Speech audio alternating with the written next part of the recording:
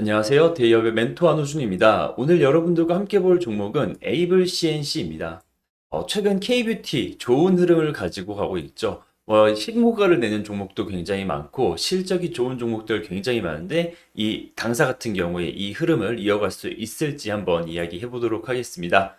이 에이블 CNC는 굉장히 많은 이 하위 브랜드를 가지고 있습니다. 그 중에서도 미샤가 굉장히 유명한데 미샤가 일본에서 굉장히 잘 나가고 있다고 합니다. 그래서 이 부분 한번 보면서 앞으로의 실적과 주가는 어떻게 흘러갈 수 있을지, 어떻게 전망이 될지 이야기하도록 하겠습니다.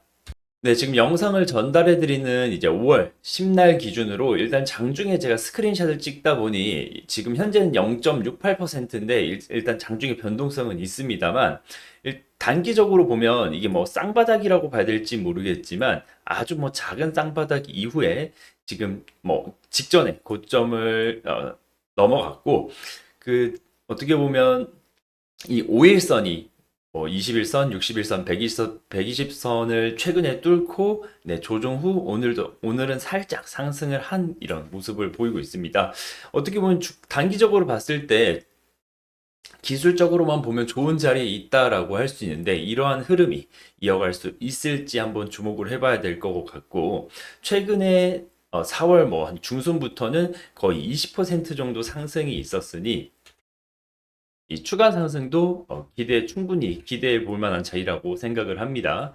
내용으로 보자면 이 서두에 말씀드린 에이블 CNC 브랜드 중에 미샤가 지금 일본에서 잘 나가고 있다 이렇게 말씀을 드렸던 부분 한번 같이 볼 텐데 일본 리서치 기관 이 후지 경제조사에서 이야기를 발표한 자료인데 미샤가 최근에 일본 시장에서 연평균 13% 성장을 하고 있다고 하고 미샤가 보통 이제 처음엔 이제 색조가 굉장히 유명했는데 지금은 이제 스킨케어도 공략을 하고 있다라고 하면서 이 기업을 리서치한 기관에서 일본에서 한국 화장품 중 이 브랜드 인지도와 매출액 1위라는 여론조사 결과를 발표를 했습니다.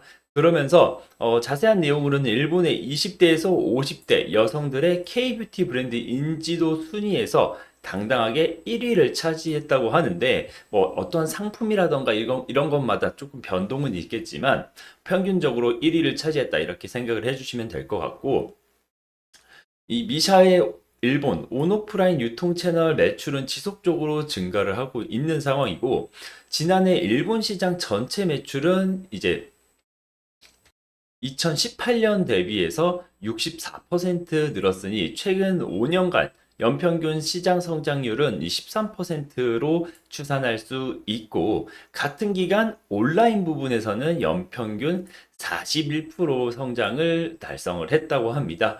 일본 같은 경우에도 이미 오프라인에서는 어떻게 보면 나이가 조금 있으신 분들, 이제 현장에서 직접 사시는, 화장품을 직접 사시는 분들이 많겠지만, 온라인 같은 경우에는 아까 말씀드린 20대, 30대, 40대, 죄송합니다. 오프라인에서 이렇게 소비를 활발하게 하는 인구들이 많기 때문에, 오히려 미샤는 일본에서 오프라인에서는 연평균 지금 40% 정도 성장을 하고 있는데, 굉장히 가파른 성장이죠. 이 부분을 본다면, 화장품 선진 시장이라고 할 수 있는 일본에서 이 정도의 성장을 한다는 것은 굉장히 고무적으로 볼 수 있는 내용이라고 할 수 있겠습니다. 추가적으로 이렇게 일본에서 급격하게 성장할 수 있었던 이유는 이 최근 일본 2030에게 높은 인기를 얻고 있는 이 트와이스 사나라는 멤버를 이 엠베서더로 발탁하고 활발하게 오프라인 프로모션 활동을 하는 등 온오프라인 유통망을 넓히면서 이 소비자와 접점을 점점 좁혀가면서 더 친근하게 다가간다고 볼 수 있겠고, 이 미샤재팬 관계자에 따르면 현지 브랜드에 대한 로열티가 큰 일본의 기초 스킨케어 시장은 K뷰티의 볼모지로 여겨왔으나 최근에 미샤가 비타C 앰플로 괄목할 만한 성장세를 기록하면서 새로운 성장 모멘텀을 갖게 됐다고 이야기를 합니다. 이렇게 하나의 스테디셀러 모델이 있다고 하면 이 부분이 이러한 모델로 추가 성장이 가능할 텐데 뭐 과거에 보면 뭐 가장 최근에 보면 VT라는 화장품 아실 텐데 여기서 리들샷이라는 제품이 일본에서 막 품절이 나서 일본 관광객이 한국에 와서 해당 제품을 사고 한국도 물론 리들샷을 구할 수가 없는 상황이기 때문에 이 리들샷의 그 후광 효과로 VT의 주가가 굉장히 뭐 실적도 그렇고 주가가 굉장히 많이 오르는 상황이죠. 아주 과거로 보면 뭐 달팽이 크림 이런 것도 있고 이렇게 그 스테디셀러가 하나 정해진다고 하면 이 기업 성장 모멘텀에 굉장히 중요한 역할을 하기 때문에 이 부분도 굉장히 고무적으로 볼 수 있겠습니다. 그러면서 제가 조금 더 주목하는 부분은 이 로드숍 브랜드로 미샤가 시작을 했죠. 어떻게 보면 1세대 로드샵 뷰티 브랜드라고 할 수 있는데 과거에는 매장이 굉장히 많았는데 이 사모펀드가 인수를 하면서 그리고 미샤의 한동안의 뭐 실적 적자라던가 이런 부분으로 체질 개선을 하면서 오프라인 매장을 굉장히 많이 줄였습니다. 그런데 최근에 명동에서 매장 두 개를 운영을 했는데 올해 1월달, 24년 1월달 신규 매장을 열었다고 합니다. 이거는 어떻게 보면 굉장히 좋은 신호라고 볼 수 있겠죠. 그러면서 이제 양적 성장과 질적 성장을 동시에 도모하기 위해서 이 국내 업계에 손길이 닿지 않았던 이 유럽 시장을 적극적으로 공략하고 신규 수익원을 창출을 하고 있고 일단 진출했던 미국과 중국 그리고 일본의 현지 법인을 통해서 전략적 인프라 네트워크를 구축해서 추가 성장을 도모하며 이런 총판 파트너를 통해서 유럽과 동남아 시장을 개척하고 이 성장을 더욱더 확대해 나갈 것이라면서 이 당찬 계획과 포부를 밝혔죠. 그러면 이러한 이 기업의 목표는 앞으로의 실적이 어떻게 반영될까 조금 궁금한데 일단 당사 같은 경우에는 아직 24년 가이던스나 컨센이 나오지는 않은 상황입니다만 23년도 매출을 보면 매출은 2,700억을 했고 영업이익은 114억을 했습니다.